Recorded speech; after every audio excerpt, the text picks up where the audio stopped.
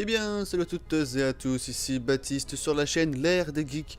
Et aujourd'hui, nouvelle vidéo, avis critique sur un film original Netflix, donc sorti uniquement sur la plateforme qui est Netflix et qui s'appelle I, Boy. Et oui les gars, c'est parti. Alors ce film, je pense qu'il y en a plein qui ne le connaissent pas. C'est un film indépendant de Adam Randall. Les acteurs principaux dedans, il y a Bill Milner dans le rôle de Tom, Mace Williams dans le rôle de Lucy. Vous la connaissez tous, enfin, c'est Maiza Williams, c'est celle qui joue la petite qui joue dans Game of Thrones. Ah, donc personnellement je ne regarde pas cette série, donc voilà quoi, je ne sais pas comment elle s'appelle dedans. Bref, alors le film c'est quoi? L'histoire de ce film se déroule à Londres, dans une cité où y habitent Tom Harvey et Lucy, je ne sais plus son nom. Et en fait il y a aussi un gang, voilà, c'est une cité où il y a un gang, le gang, le nom je ne me rappelle plus non plus. Je ne sais même pas d'ailleurs s'il est donné, bref. Et donc un jour Tom Harvey il alla rendre visite à sa copine Lucy. Et en fait, il s'avère qu'elle est en train de se faire agresser. Voilà, il y avait 4 mecs en cagoule, enfin, voilà, totalement cagoulés, impossible de savoir qui ils étaient, et qui est en train de l'agresser. Et dans un coup de panique, Tom, bah, donc il les voit, il se retrouve face à eux, et dans un coup de panique, il se barre en courant. Du coup, là, il se fait poursuivre et tout, il crie arrête-toi, tout ça, mais il s'arrête pas, il court, il court, il court, il court. Il sort son téléphone et il commence à appeler les secours.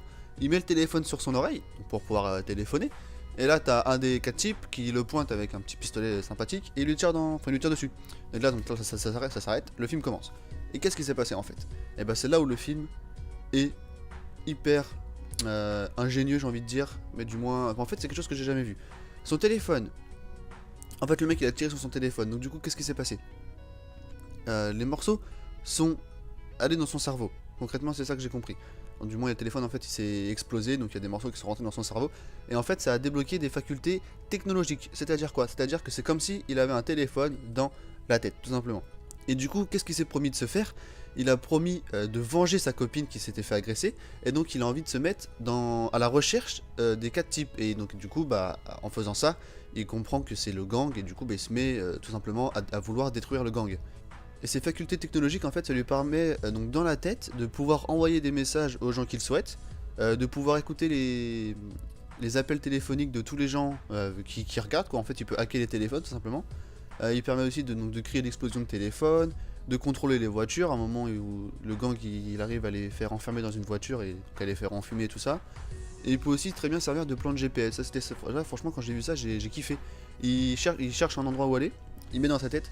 Et là on voit la vue du dessus, hop, qui grimpe, et on voit comme le GPS, le gros truc rond là, clac, qui se met sur le truc, et après il a juste un trajet à suivre, et ça j'ai trouvé ça vraiment kiffant. Du coup il agit dans l'obscurité la plus totale, il se met aussi une cagoule, une petite capuche, et il se met à vouloir tuer le gang, donc à tuer le patron du gang, donc du coup il va de petit en petit, et donc au final il commence par les 4 mecs, il commence à deviner qui fait partie des 4 et qui a agressé sa copine. Et donc il arrive à les avoir les machins, mais il comprend que eux c'est juste des pantins. Du coup il va choper les autres, etc. Les patrons du patron du patron. Mais faire ça, ça implique des décès. Et ça c'est la grande cause du film. Pourquoi? Parce qu'il y a un moment il va choper donc, le mec dans la voiture.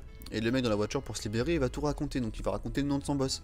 Et le boss il va le savoir. Du coup qu'est-ce qu'il va faire? Bah il va tuer celui qui a raconté quoi. Donc le mec on sait que c'est un jeune de, je sais pas, de 20 ans, qui est l'étudiant, qui est dans la même classe, tout ça. Donc ça fait un choc. Et c'est pour ça que là il a voulu se ranger, il a voulu arrêter ses conneries. Parce qu'en plus dans tout ça, le gang après quand même ils se sont rebellés. Ils ont voulu voler tous les matériaux électroniques de toute la cité, de tout le monde. Du coup tout le monde se retrouvait avec plus de télé, plus de téléphone, plus d'ordi, plus rien du tout. Et donc ça créait vraiment quelque chose de malsain dans la cité. En fait tout le monde se plaignait à cause de ce e-boy. Parce que tout le monde connaissait e-boy mais personne ne savait qui il était. Et au final, il a fait. Après, je vais peut-être pas vous raconter la fin, même si je vous en ai déjà raconté beaucoup. Mais si je vais vous raconter la fin, on s'en fout. Et au final, à la fin, bah, le gang comprend que c'est Tom, E-Boy. Du coup, il le capture et tout. Et puis au final, ils veulent le tuer, mais il s'avère qu'ils n'ont pas réussi. Enfin bref. Après, c'est un bordel monstre. Mais il s'en sort indemne. Et au final, il a envie de partir, mais il part pas. Il va rester avec sa petite copine Lucie. Voilà pour ce qui était de l'histoire. C'était un peu long, je vous ai un peu raconté en soi qu'est-ce que le film apporte. Donc c'est un film indépendant. Qui dit indépendant dit façon de filmer différente. Cette façon de filmer, j'ai trouvé, elle était franchement sympathique. Du moins, elle était normale, genre, normale, sans plus. Mais voilà, il y avait pas mal de scènes où on s'était concentré sur la tête du personnage pour voir un peu qu'est-ce qu'il ressentait. Donc en soi, il n'y a pas beaucoup de dialogue. Il y en a quand même pas mal. Hein. C'est un film du moins d'1h30, donc c'est normal qu'il y en ait. Mais il n'y en a pas non plus des tonnes, vous voyez. Enfin bref, ce film, je vous le conseille. Si vous avez Netflix, regardez-le. Si vous ne l'avez pas, essayez de faire en sorte de choper le film sur internet, il doit être disponible assez facilement. Du coup voilà, je vous conseille fortement de le voir. J'espère que cette petite critique vous aura plu. Peut-être que j'en ferai d'autres sur des films Netflix, pourquoi pas. Je vous souhaite à tous une agréable journée, une soirée. Au revoir.